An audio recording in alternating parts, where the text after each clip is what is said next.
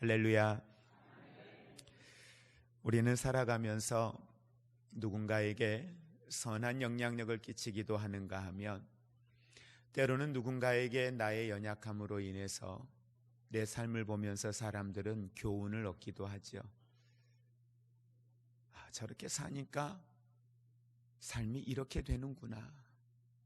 그러니 어떻게 사는 것이 삶의 지혜일까를 배우는 그런 모습들을 우리가 누군가를 통하여 그렇게 영향을 받는 것처럼 누구 또한 우리를 통해서 그런 영향을 받는 것을 보게 됩니다.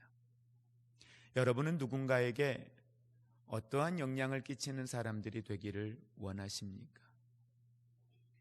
오늘 성경에 우리는 끊임없이 자신의 연약함 앞에 무너져 있는 사울의 모습을 우리는 계속해서 보고 있습니다. 사무엘상 26장을 통해서 다윗과의 관계 속에서 다윗이 사울을 죽일 수 있는 상황이 있었지만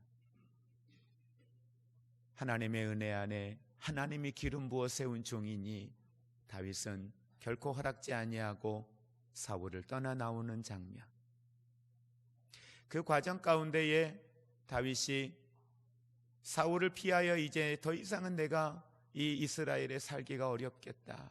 이제 너무 지친 거죠. 너무 힘든 거죠. 그 도망자의 시간이 너무도 오래되니까 너무 지쳐 힘들어 이제는 내가 이 이스라엘을 떠나야 되겠구나. 이스라엘을 떠나서 블레셋 가드 땅 아기스 왕이 머물러 있는 곳으로 피난하여 도망합니다. 이리 하면 사울이 다시는 나를 쫓아오지 않겠지. 이제 너무 지친 거죠. 너무 힘든 거예요. 다윗과 함께하는 사람들이 함께 길을 떠나서 블레셋 가드 땅으로 들어가게 됩니다. 그런데 더 중요한 건 이 다윗이 그 블레셋 땅을 향하여 들어가면서 성경 어느 곳도 다윗이 여호와께 여쭈어 보았다. 여호와를 구하였다. 하나님의 뜻이 무엇인가 전혀 물어보지 않고 떠났다라고 하는 겁니다. 우리가 잘 아는 것처럼 이 블레셋 땅이 어떤 땅입니까? 여호와의 이름을 망령되이 일컬었던 사람들이 머무는 곳, 하나님을 인정하지 않는 사람들이 머물러 있는 곳, 이스라엘 하나님의 선민을 향하여서 끊임없이 공격하고 그들을 점령하기 위하여 늘 기회를 엿보고 있는 땅, 이게 바로 블레셋이잖아요. 그런데 그 블레셋에 들어갑니다. 그리고 블레셋 왕 앞에 자기 자신을 종이라 그렇게 칭하면서 그 왕에게 긍휼을 구하는 다윗의 모습, 우리가 이 내용까지 해서 지난 시간 27장까지의 내용을 보았습니다. 여호와를 떠난 다윗이 얼마나 연약해질 수밖에 없었는가. 말씀을 중심에 두지 않는 다윗이 얼마나 연약하고 악한 자로 무너질 수밖에 없었는가. 거짓과 자기의 욕심을 채우기 위하여서 악을 행하는 모든 이들을 죽이는 이러한 연약한 모습을 우리는 성경을 통해서 보았습니다. 자, 그리고 28장으로 넘어옵니다. 근데 28장으로 넘어오자마자 28장 1절에서 2절까지 기록되어져 있는 말씀은 글쎄요, 다윗이 예견을 했을까 모르겠습니다. 뜻하지 아니하는 위기에 다윗이 봉착하게 됩니다. 그 내용은 그렇습니다. 이 아기스 왕 블레셋이 전쟁을 준비하는 겁니다. 전쟁을 준비하는데 그 전쟁의 대상이 바로 이스라엘인 거죠. 이스라엘을 향하여서 공격하기 위하여 군사들을 모으고 준비하는 장면. 그러면서 1절부터 2절까지 다윗과 이 아기스 왕의 대화의 내용이 기록이 되어져 있습니다. 다윗아, 내가 이제 저 이스라엘을 향하여 공격하기 위하여 나갈 터인데 너도 당연히 가야지. 다윗이 말하면 아이 그럼요, 가야지요. 그때 아기스가 다윗에게 이야기합니다. 그래, 이번에 전쟁에 다녀오고 나면 내가 나를 지키는 리더로 세우겠다. 나의 가장 측근으로 세워서 내가 너와 평생 함께하겠다라고 이야기합니다. 그의 신분의 보장을 오늘 아기스가 다윗에게 하고 있는 모습입니다. 자, 이게 지금 블레셋 땅의 진영의 모습이에요. 이제 전쟁을 다윗과 함께 준비하는 거죠. 아기스는 여러 가지의 생각을 했을 겁니다. 이제까지 다윗 이스라엘의 왕권이 세워지고 다윗이 있고 난 그 상황 속에서는 블레셋이 수없이 이스라엘을 공격하였지만 번번이 다윗에게 막히어서 늘 실패할 수밖에 없었거든요. 그런데 그 다윗이 지금 어디에 와 있어요? 이 블레셋에 와 있는 거죠. 이 블레셋에 자기와 함께하고 있는 거죠. 그러니 아기스 입장에서 생각했을 때는 저 이스라엘을 지키던 다윗이 이제 이스라엘이 없고 나의 편이 되어졌으니 우리는 당연히 저 이스라엘과 싸우면서 이길 수 있을 것이다 라고 아마 생각을 한 것 같습니다. 그래서 전쟁을 준비를 해요. 자, 이게 이제 블레셋 땅의 모습이고, 자, 넘어와서 이스라엘의 유다 땅의 모습을 한번 우리가 들여다보기를 원합니다. 3절에 보니까 어떤 일이 생겼어요? 사무엘이 죽음을 맞이하게 됩니다. 그리고 온 이스라엘이 슬픔에 잠기게 되지요. 영적인 리더가 죽음을 맞이했습니다. 새로운 리더가 세워지기도 전에 많은 제사장들이 사울에 의하여서 죽임을 당하였고, 새로운 선지자가 글쎄요 세워지기도 전에 오늘 사무엘은 죽음을 당하게 됩니다. 영적인 어느 누구도 의지할 수 없는 이런 상황 가운데에 이스라엘은 놓이게 되지요. 그런데 엎친 데 덮친 격으로 지금 블레셋이 이 이스라엘을 공격하기 위하여 벌써 이스라엘 진영으로 향하여 오고 있는 것입니다. 자, 그런 상황 가운데 사울이 이스라엘의 군대들을 모아서 그들과 맞서기 위하여서 앞으로 나아갑니다. 그런데 성경에 보니까 앞으로 나아가는 사울의 모습이 성경에 기록이 되어져 있는데, 블레셋의 군대를 보고 사울이 두려움에 휩싸이게 된 거예요. 블레셋의 군대를 도저히 자기들의 힘으로는 이길 수 없을 거라 판단이 되어졌던 것 같습니다. 그래서 사울의 마음에 두려움이 밀려오기를 시작합니다. 자, 그게 5절에 있는 말씀인데, 사울이 블레셋 사람들의 군대를 보고 두려워서 그의 마음이 크게 떨린지라 라고 이야기를 하고 있습니다. 자, 이때에 오늘 사울이 취하는 행동이 6절에 나옵니다. 6절에 한번 같이 합독하겠습니다. 사울이 여호와께 묻자오되 여호와께서 꿈으로도 우림으로도 선지자로도 그에게 대답하지 아니하심으로, 사울이 두려움 속에 놓였는데 그 두려움 속에서 여호와께 여쭈어보았습니다. 하나님. 근데 하나님의 응답이 없어요. 선지자로도, 자기들이 할 수 있는 종교적인 어떤 행위로도 여호와를 구하였으나 주님의 음성을 들을 수가 없는 거예요. 얼마나 답답하겠습니까? 여호와를 구하는데 주의 소리가 들리지 않는 거예요. 예전에 힘들고 어려울 때 사무엘 선지자에게 가서 기도 요청하면 사무엘 선지자가 기도하고 응답받고 하나님의 음성을 들려주었는데, 누구도 자기 주변에 여호와의 음성을 듣고 자기를 이끌어줄 만한 리더가, 영적인 리더가 이 사울에게는, 이스라엘 땅에는 없는 겁니다. 두려움과 어두움이 이 사울과 이스라엘 진영에 가득 차게 됩니다. 그래서 성경에 보니까 6절 마지막에 그에게 대답하지 아니하심으로, 자기가 원하는 걸 얻지 못함으로, 여호와를 구하였으나 여호와를 만나지 못함으로, 기도하였으나 기도가 응답되지 아니함으로, 열심히 여호와를 구하고 여호와를 의지하였으나 내 삶의 변화가 하나도 일어나지 아니함으로, 내 문제가 전혀 변하지 아니하고 그대로 있으므로, 이렇게 이야기하고 있는 거예요. 여러분은 이럴 때 어떻게 하시겠습니까? 여러분은 여호와를 구하여도 응답되지 않는 기도, 여호와를 구하여도 주님을 만날 수 없는 상황, 답답함, 이 상황 앞에 여러분이 처한다면 여러분은 어떻게 하시겠습니까? 주님의 뜻만 알면, 참으라면 참고 인내하려면 인내하고 기다리겠는데 주의 뜻이 무엇인지 도저히 모르겠는 거예요.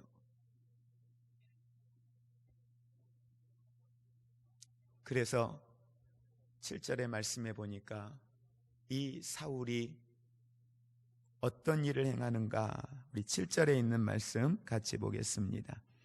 사울이 그의 신하들에게 이르되 나를 위하여 신접한 여인을 찾으라. 내가 그리로 가서 그에게 물으리라 하니 그의 신하들이 그에게 이르되 보소서 엔돌에 신접한 여인이 있나이다. 3절에 사무엘이 죽고 난 이후에 사울은 이스라엘 온 땅에서 이 신접한 사람들과 박수들을 다 내어 쫓았습니다. 그 일을 금하였습니다. 그런데 이게 우상을 섬기는 일이요 여호와를 멀리하는 일이었기 때문에 그 모든 일들을 이스라엘 땅 가운데서 3절에 단행하여 놓고 그가 여호와를 구하여도 여호와의 음성을 들을 수 없을 때, 아무리 여호와를 구하여도 자신의 삶의 문제를 해결할 수 없을 때, 오늘 이 사울이 취한 행동은 그가 다 금지시키었던 오늘 신접한 여인을 찾아 사람들을 보내는 장면을 봅니다. 그리고 신접한 여인을 찾았습니다. 그리고 그 여인을 향하여 사울이 사람들의 눈을 피하여, 적어도 사울의 성향이고 왕이면 그 여인을 왕궁으로 오게 해도 되었을 겁니다. 그런데 그럴 수가 없었습니다. 그는 길을 떠납니다. 평범한 사람들의 옷으로 갈아입고 그가 길을 떠나서 오늘 이 신접한 여인이 있는 엔돌이라고 하는 곳에 가서 그 여인을 만나지요. 그리고 그 여인을 만나서 도움을 청합니다. 내가 한 사람을 만나기를 원하니 너는 기도하여 그를 내게로 끌어올리라 라고 이야기를 하고 있습니다. 그때 여인은 이야기하죠. 적어도 그때까지는 그게 사울 왕이라는 걸 몰랐습니다. 사울 왕이 우리에게 금한 일입니다. 내가 이 일을 행함으로 큰 화를 당할 수 있는데 어떻게 내게 이러한 부탁을 합니까? 라고 이야기하죠. 그런데 여기에 사울이 이 여인에게 괜찮아, 걱정하지 마, 너 별일 없을 거야, 이 이야기를 하는데 누구의 이름으로 맹세해요? 여호와의 이름으로 맹세를 해요. 여호와의 이름으로 맹세를 하고 이 여인에게 안도감을 주고 난 이후에 이 여인은 기도해요. 그리고 실제 신접한 여인이기에 그가 누군가를 불러내요. 사울에게 누구를 불러내게 낼까요? 하니까 사무엘을 불러내달라고 하죠. 그래서 사무엘을 끌어올립니다. 근데 여러분, 이 신접하고 누군가를, 그 영혼을 끌어낸다라는 게 여러분 이게 어떤 건지 혹시 보신 적 있으세요? 우리 어르신들. 무당이 접신을 해가지고 사람을 끌어내는 거 보신 적 있으세요? 없으세요? 여러분, 그게 있을까요? 없을까요? 그런 일이 있어요. 그건 제가 봤기 때문에 알아요. 어렸을 때. 네, 실제 그런 일이 있어요.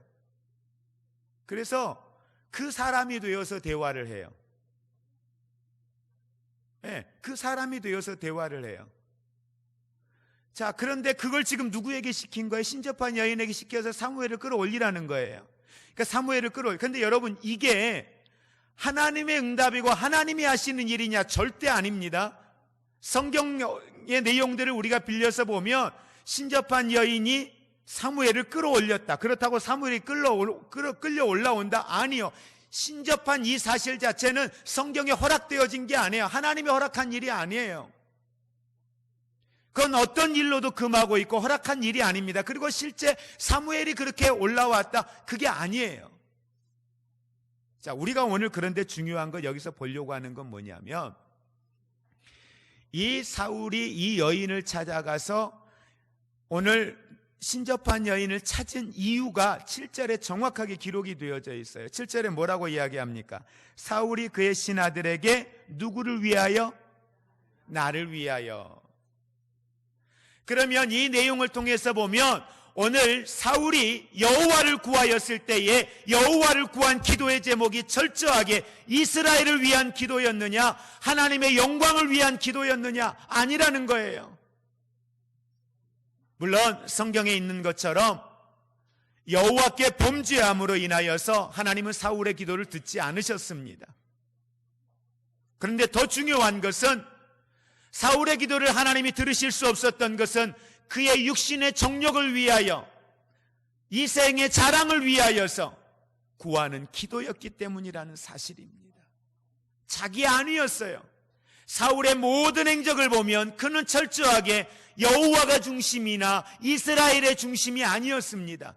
자기가 중심이었어요. 오직 자기 안위였어요. 여러분, 사울이 다윗을 죽이기 위하여 쫓아다녔을 때에 그게 이스라엘을 지키기 위한 일이었습니까? 아니면 하나님의 영광을 위하여 다윗을 죽이기 위하여 쫓아다녔습니까?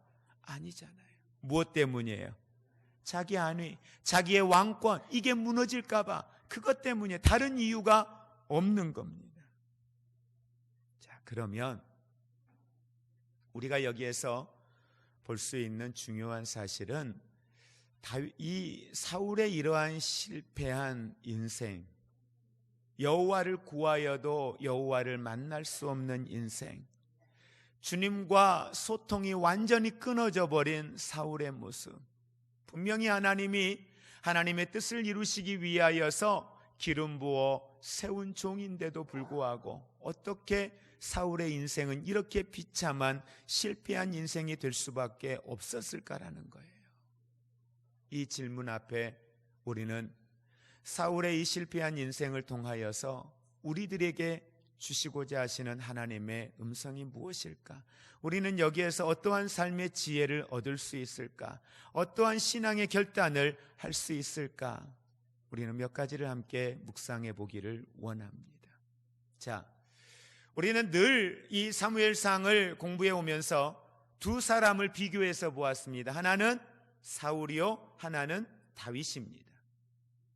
근데 사울과 다윗의 모습을 보면 우리가 보았을 때는 다윗이 좀 더 의로워 보이고 다윗이 여호와를 구하고 있고, 예, 맞아요. 근데 다윗의 인생을 통해서도 들여다보면 다윗도 오늘 말씀에 있는 것처럼 지금 다윗이 어디에 들어가 있어요? 이스라엘 진영에 있는 것이 아니라 블레셋 진영에 가 있어요. 근데 8년 전에도 똑같은 일이 있었지요. 그리고 그곳에서 자기의 생명을 보존하기 위하여 입에 거품을 물면서 미친 사람처럼 행세하다가 거기에서 간신히 살아나올 수 있었던 거죠. 그걸로 끝났습니까? 또 똑같이 블레셋 땅에 또 들어가는 거예요. 여호와를 구하지 않아요. 나중에는요, 왕이 되고 나서는요, 자기가 원하는 여인을 아내로 맞이하기 위하여서 자기와 함께하였던 충신인 신하를 전쟁에 내어보내어 죽음의 길로 내몬 사람, 이게 다윗이잖아요. 사울과 다윗을 비교해 보면 연약한 걸 가지고 놓고 보면 별 다르지 않아요. 그런데 왜 우리는 사울의 인생을 실패한 인생이라고 말하고 다윗을 향하여 선군이라 이야기하고 다윗을 오실 메시아의 모형처럼 이야기하고 있느냐라는 거예요. 그 연약한 다윗을 왜 그렇게 하나님은 사용을 하셨을까? 이 두 사람의 가장 큰 차이가 여러분 뭘 거라고 보세요? 네? 하나님을 찾는 사람? 네, 또요? 여러분, 성경에 사무엘상에서 계속 여러분 사울에 대한 이야기를 들어오면서 사울의 회개에 대한 내용을 보신 적이 있으십니까? 사울의 회개의 내용이 없는 거예요. 그러면 하나님은 사울에게 회개할 기회를 주시지 않았을까요? 아말렉과의 전쟁 가운데 나아가서 사울이 사무엘을 통하여서 여호와의 말씀이 임하였을 때 모든 걸 다 멸하라고 하였던 그 말씀 앞에 오늘 사울은 전리품들 가운데에 살찐 소와 양들을 가지고 들어옵니다. 뭐 하려고?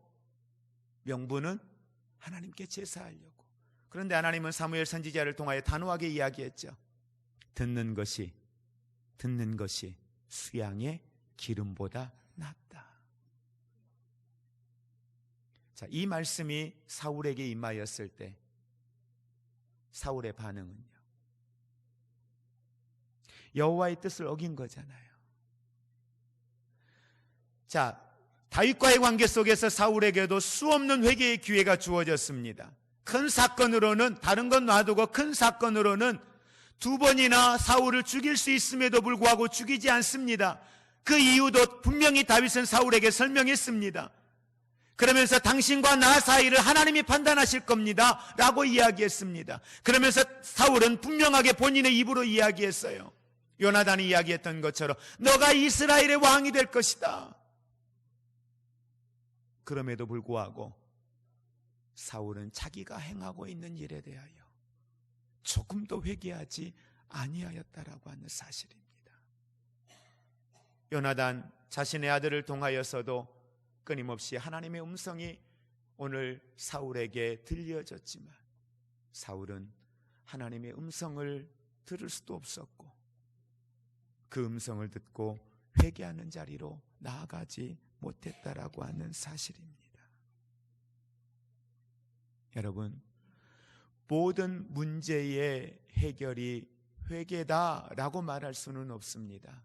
그러나 우리의 삶의 문제를 해결하기 위해서 반드시 우리는 회개가 있어야 합니다. 회개가 무엇입니까? 여호와를 향하는 겁니다. 회개가 무엇입니까? 하나님을 인정하는 것입니다. 회개가 무엇입니까? 나의 연약함을 인정하는 것입니다. 회개가 무엇입니까? 주님 앞에 서면 된다라고 하는 신앙의 고백인 것입니다. 회개는 돌아서서 떠나는 것입니다.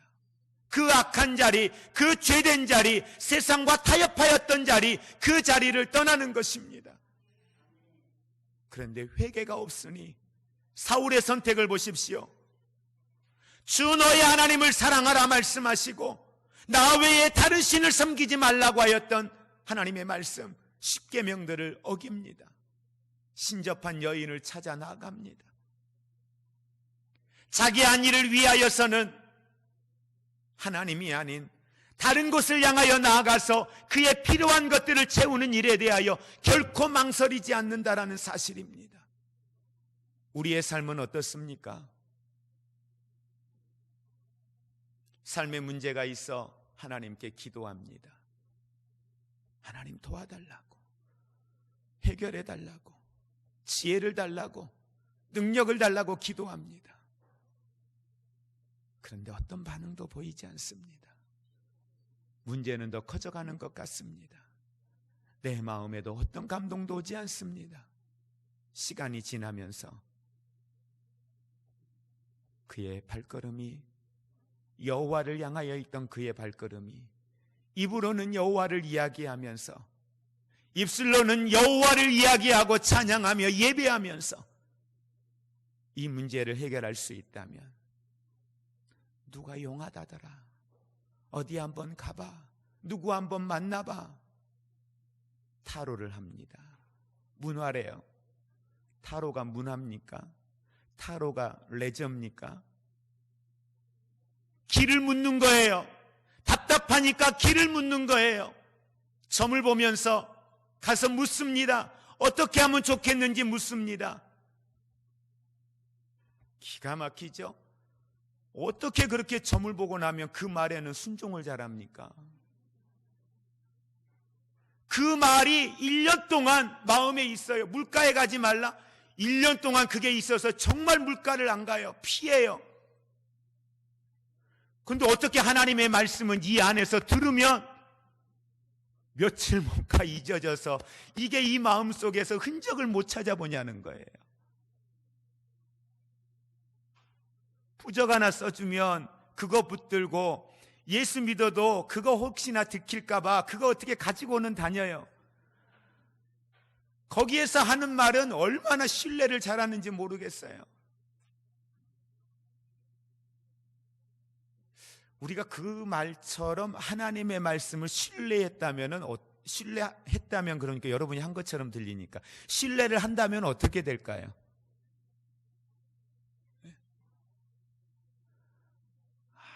우리 인생이 달라져도 엄청 달라졌을 것 같아요. 사울이 그러고 있는 거예요. 근데 우리도 그러고 있는 거예요. 이 문제만 해결할 수 있다면, 지금 당장 발등에 불 떨어졌는데 이거 해결할 수 있다면 뭔들 못하겠어. 그래요. 자신의 문제를 가지고는 견뎌봐요. 근데 그게 누구의 문제가 되면, 자식 문제가 되면 이젠 더 막 조급해지는 거죠. 그래, 내가 한번 하나님 앞에 혼나더라도 내가 회개하고 다시 돌아서지 뭐. 그리고는 가요. 근데 중요한 건 우리가 이후의 삶에, 여러분 그게 회개가 됩니까? 사울이 한번 여호와를 떠나니까 회개할 기회가 주어져도요, 안 돼요. 전심으로 여호와께 돌아가는 게 불가능해진다는 사실입니다. 이사야서 1장 18절 이하 우리 말씀 같이 합독하겠습니다. 여호와께서 말씀하시되 오라 우리가 서로 변론하자. 너희 죄가 주홍 같을지라도 눈과 같이 희어질 것이요 진홍같이 붉을지라도 양털과 같이 되리라. 너희가 즐겨 순종하면 땅의 아름다운 소산을 먹을 것이요 너희가 거절하여 배반하면 칼에 삼키우리라. 우리 요엘서 2장 12절로 14절 말씀, 여호와의 말씀에 너희는 이제라도 금식하며 울며 애통하고 마음을 다하여 내게로 돌아오라 하셨나니 너희는 옷을 찢지 말고 마음을 찢고 너희 하나님 여호와께로 돌아올지어다. 그는 은혜로우시며 자비로우시며 노하기를 더디하시며 인애가 크시사 뜻을 돌이켜 재앙을 내리지 아니하시나니 주께서 혹시 마음과 뜻을 돌이키시고 그 뒤에 복을 끼치사 너희 하나님 여호와께 소제와 전제를 드리게 하지 아니하실는지 누가 알겠느냐. 여호와께 돌아오라. 애통하고 울며 애통하고 여호와께 돌아오라고 말합니다. 마음을 다하여 전심으로 여호와를 향하여 오라고 말씀하고 있습니다. 무엇을 전제하고 있습니까? 죄 중에 있습니다. 연약한 가운데 있는 사람들입니다. 회개가 분명히 필요하고 회복이 필요한 사람들입니다. 그들을 향하여 말합니다. 됐다! 필요 없다가 아니라 주님은 늘 우리를 향하여 열어놓고 말씀합니다. 오라! 마음을 다하여 전심으로 나를 향하여 오라고 말씀합니다. 울며 통곡하며 회개하며 여호와를 향하여 돌아서라고 말씀하고 있습니다. 세상과 하나님과 우리가 두 개를 같이 여러분 공유하며 살아갈 수 있을 것 같죠? 아니요, 불가능합니다. 안 됩니다. 절대 두 개는 공존할 수 없습니다. 우리는 여호와의 법을 붙들기를 원합니다. 하나님의 법, 하나님의 말씀을 붙들기를 원합니다. 다수의 사람들이 그럴 수 있다라고 이야기하지만 그러나 그것이 하나님의 말씀 앞에 아니면 아닌 거예요. 그러면 죄인 거예요. 어떤 이유로도 우리들의 연약한 삶을 다수의 사람들이 행한다 하여 합리화하지 않기를 원합니다. 회개가 무엇입니까? 숨어있던 나의 정체성을 드러내는 겁니다.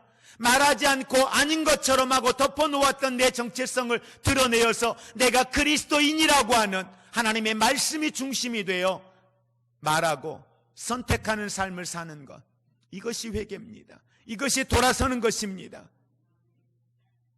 성경 들고 교회에 나오는 것이 회개가 아니라 내 삶의 현장 속에서 여호와를 향하여 온전히 돌아서는 것, 그것이 참된 회개라는 사실을 기억하시기를 바랍니다. 우리 넘어질 수 있습니다. 하나님을 마음에 두지 못하고 또 우리는 사울의 실패한 모습처럼 무너질 수 있습니다. 여러분, 그냥 하나님 나 이런 거 잘못했네요가 아니라 하나님의 말씀 앞에 비추어 보니 왜 우리가 통곡이 필요하고 왜 애통함이 필요합니까? 그분이 어떤 분인데요? 그 하나님이 내 인생을 어떻게 이끄셨는데요? 그 하나님이 생명이고 그 하나님이 능력이고 그 하나님이 내 안에 내재하여 계시는데 우리가 그 하나님을 인정하지 않은 거예요. 그분은 나를 위하여 모든 걸 다 내어주시면서 나를 그분의 자녀 삼으시고 나를 의롭다 하시기 위하여서 음부의 사망의 권세의 자리에 내려가서 그 죄와 사망의 값을 다 치르시고 부활하셨는데, 그리고 그분이 내 안에 생명이 되셨는데, 이 생명이 내 안에 있는데 그분을 인정하지 않았다, 그분을 신뢰하지 않았다.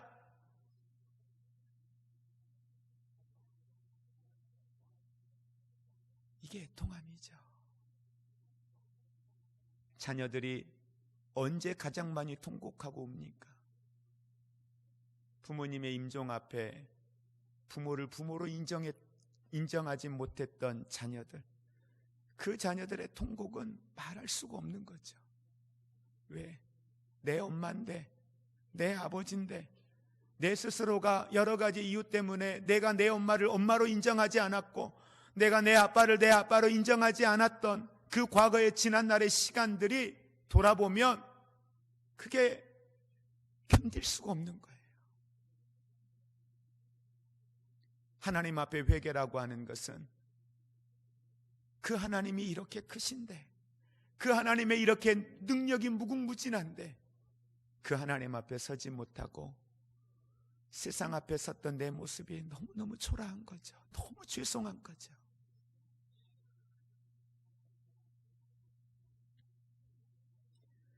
그리고 더 나아가 사울의 이 실패를 통해서 우리가 한 가지 볼 수 있는 중요한 사실은, 사울은 자신의 문제 해결을 위하여 두려움의 삶의 문제 앞에 세상으로 달려나갔다라고 하는 사실입니다. 여러분, 우리 함께 고백해 보겠습니다. 어떤 상황에서도, 어떤 문제 앞에서도 하나님만 의지합시다. 하나님만 신뢰합시다. 잠언 28장 1절에 보니까 이렇게 말합니다. 악인은 쫓아오는 자가 없어도 도망하고요, 의인은 사자같이 담대하리라. 의인은 누굽니까? 예수 그리스도가 내 안에 있는 사람. 의로운 어떤 행위가 없어요. 그러나 예수가 내 안에 있으니 우리를 의로운 자라 인정해 주신 거예요. 자, 우리는 의로운 자죠. 아멘. 네, 우리는 의로운 자예요. 그러기에 의로운 저와 여러분들은 사자같이 담대하기를 주의 이름으로 축복을 드립니다. 믿음은 위기의 상황 가운데서 빛을 냅니다. 정말 위기를 만나보면 이분이 진정한 그리스도인의 삶을 살고 있나 그러지 않나를 우리는 들여다보게 되는 것 같습니다. 우리가 잘 아는 다윗의 모습을 보면 좀 더 구체적으로 우리는 이해할 수 있을 것 같습니다. 사무엘상 17장 47절에 있는 말씀, 우리 같이 한 목소리로 합독하겠습니다. 여호와의 구원하심이 칼과 창에 있지 아니함을 이 무리로 알게 하리라. 전쟁은 여호와께 속한 것인즉 그가 너희를 우리 손에 붙이시리라. 아멘. 여호와의 구원하심이 칼과 창에 있지 아니함을 누구로? 무리들로 알게 하기를 원한다. 지금 골리앗 앞에 서 있는 다윗의 고백이에요. 여러분, 오늘 저와 여러분의 인생을 우리는 한번 들여다보기를 원합니다. 여러분의 삶의 모습을 통해서 여러분이 삶의 고난과 문제 앞에서 여호와를 신뢰하고 여호와를 온전히 의지함으로 나아가니 우리가 하나님의 영광을 위해 산다라고 하는 것은 그 삶을 통해서 그곳에 뭐가 드러나는 겁니까? 하나님,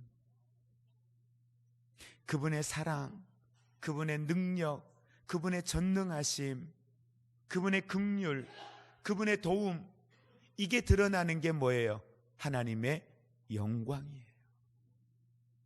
오늘 다윗은, 사울은 자기의 안위를 위하여 구하며 나아가지만 다윗은 여호와의 영광을 위하여 구하며 나갑니다. 우리가 어떤 상황, 늘 말씀드리지만 우리가 어떤 상황 가운데 있느냐가 중요한 게 아니라 그 자리에 내가 어디를 향하여 있느냐. 그래서 링컨이 그 남북 전쟁 가운데 있을 때에 흑인 해방 운동을 위하여서 전쟁이 일어났는데, 그 전쟁 가운데 있을 때 링컨이 하나님 앞에 기도했던 기도가 이런 기도를 합니다. 하나님, 하나님이 우리 편이 되어 주십시오라는 기도를 하지 않았어요. 뭐라고 기도했어요? 하나님, 우리가 하나님 편이 되게 해 주십시오. 우리가 하나님 편에 서게 해 주십시오. 이게 바로 링컨의 기도였습니다. 이제 저와 여러분들이 하나님이 여러분의 편에 서게 해달라, 이건 사울의 기도였습니다. 이제 우리의 기도가 하나님 내 편이 되어 주세요가 아니라 하나님 내가 하나님 편이 되게 해주십시오. 무엇이 하나님 편에서 옳은 것인지 하나님 편에 서게 해주십시오. 그런데 이 링컨의 기도 제목 가운데 담겨져 있는 놀라운 사실이 뭐냐? 하나님의 능력을 신뢰하는 거예요. 내가 어떤 상황 가운데 있느냐, 내가 원하는 게 무엇이냐가 아니라 하나님이 원하는 걸 향하여 가면 그것이 생명이요, 그것이 능력이요, 그것이 복음이라고 하는 사실을 알고 있었다는 거죠. 오늘 우리가 하나님이 원하시는 자리, 그 자리에 저와 여러분이 있기를 주의 이름으로 축복을 드립니다. 이제는 우리 주 예수 그리스도의 은혜와 하나님 아버지의 사랑하심과 성령님의 교통하심이 내 편에 서달라 구하는 기도가 하나님 편에 서게 해달라 구하는 기도로 이 시간 여호와를 구하며 하나님만이 나의 하나님이십니다. 하나님만이 나의 주님이십니다. 하나님만이 나의 생명이십니다. 하나님만이 나의 길이십니다. 하나님만이 나의 소망이십니다. 믿음으로 고백하며 여호와를 구하며 나아가는 사랑하는 모든 성도들 위해 이 나라, 이 민족 위에 이제로부터 영원토록 함께 있을지어다. 아멘.